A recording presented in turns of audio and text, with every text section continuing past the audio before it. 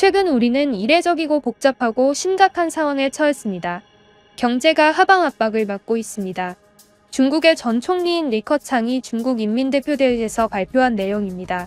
리커창 총리는 해당 발언을 한 뒤에 총리 자리에서 어떠한 이유로 내려오게 되었는데요.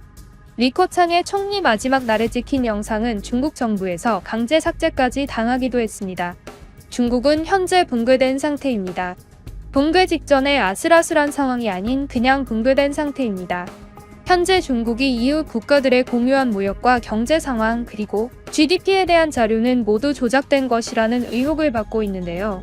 경제 전문가들은 오래전부터 중국 지방정부가 발표하는 경제지표에는 신뢰할 수 없다는 입장을 고수해왔습니다. 중앙당에서 지방정부의 시장이나 당 서기를 평가할 때 경제적 성과가 크게 작용하여 긍정적인 경제 성과를 보고하며 인센티브가 따르기 때문에 지방정부가 각종 경제지표를 부풀리는 경우가 많다는 이유입니다. 게다가 중국은 경제지표를 유불리하게 없애버리는 일도 실제로 있었습니다. 실제로 미중 무역전쟁이 시작되자 중국 정부는 수출허브인 광둥성의 피미지수 발표 중단을 명령했는데요. 7년 동안 아무 문제 없이 발표되던 통계가 갑자기 사라져버린 것입니다. WSJ는 중국 내 국영과 민간 부문 대출자 비중을 나타내던 지표 역시 최근 자취를 감췄다고 전했습니다.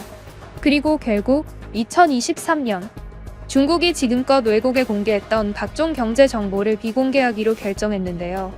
현지인들의 중국 현재 상황에 대한 댓글은 대부분 삭제가 되었지만 중국으로 간 외국인들이 남긴 댓글을 보면 현재 중국의 상황을 알 수 있는데요. 최근 중국에 다녀온 한 미국인은 이러한 댓글을 달았습니다. 나는 최근에 중국의 충칭으로 출장을 다녀왔다.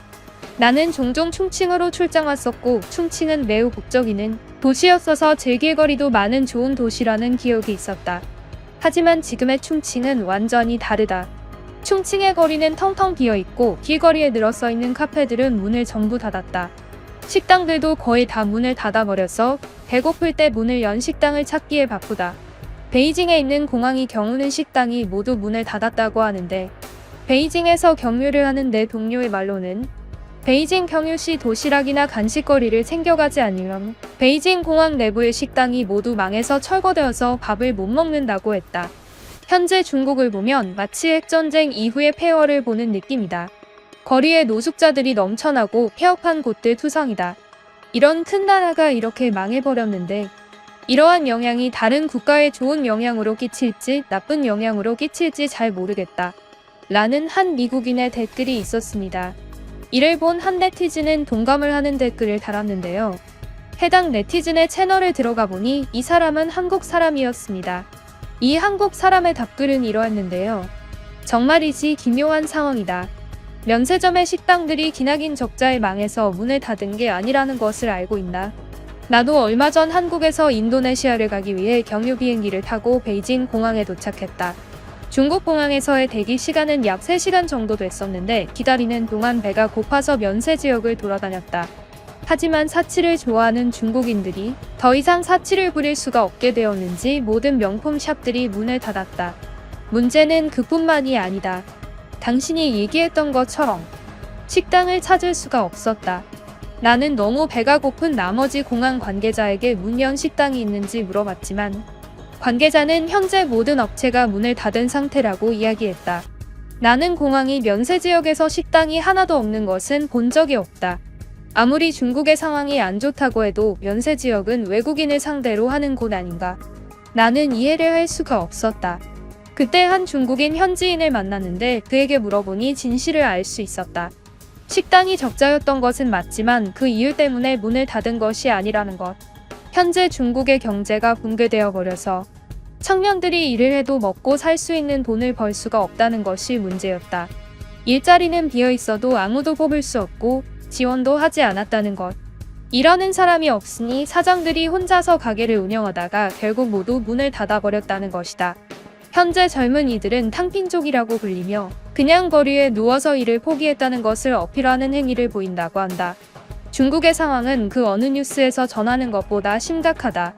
모든 뉴스에서는 중국이 붕괴 직전이라고 이야기하지만 그 말은 틀렸다. 중국은 이미 붕괴했고 탈출해야만 하는 배와 같다.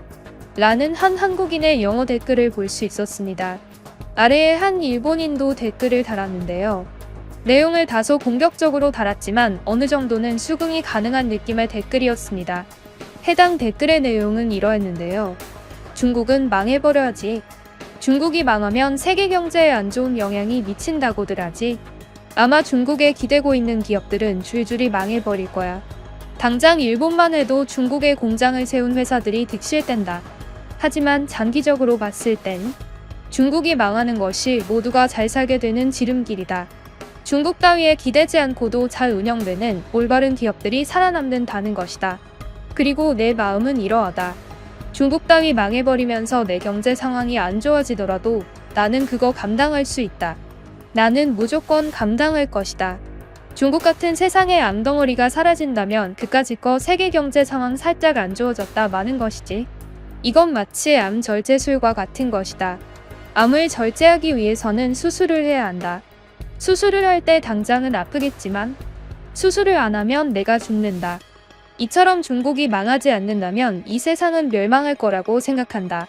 세상의 암덩어리인 중국이 사라지는 것이 모든 나라의 이득인 것이다. 중국이 지금까지 세계 경제에 미친 영향들을 보라. 얼마나 악랄했는가. 소비자를 기만하는 중국의 기업들.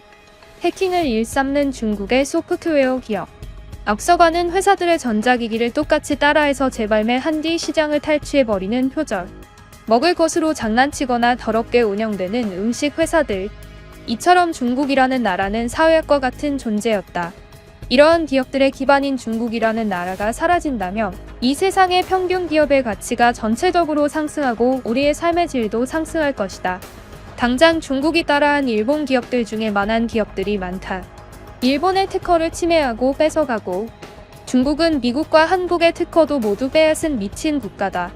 특허라는 것 자체가 의미 없는 나라. 그들은 어릴 때부터 성공하기 위해서라면 무엇이든 해야 한다고 배운다.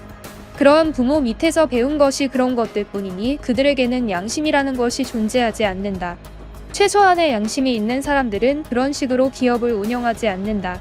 그나마 양심이 있다고 보이던 알리바바의 회장 마위는 최근 종적을 감추고 사라졌다가 갑자기 공산주의 찬양을 하면서 대중에게 모습들 드러냈다.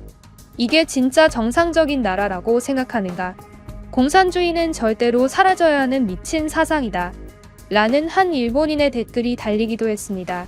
현재 중국의 상황은 최악의 상황인데요. 디플레이션과 함께 붕괴되고 있는 부동산 시장도 심각하다고 합니다.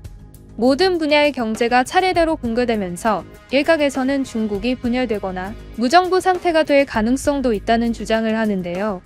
중국이 최근 이러한 경제 부양의 정책으로 자기들이 절대로 싫어하던 한국 여행에 대한 길까지 열었습니다.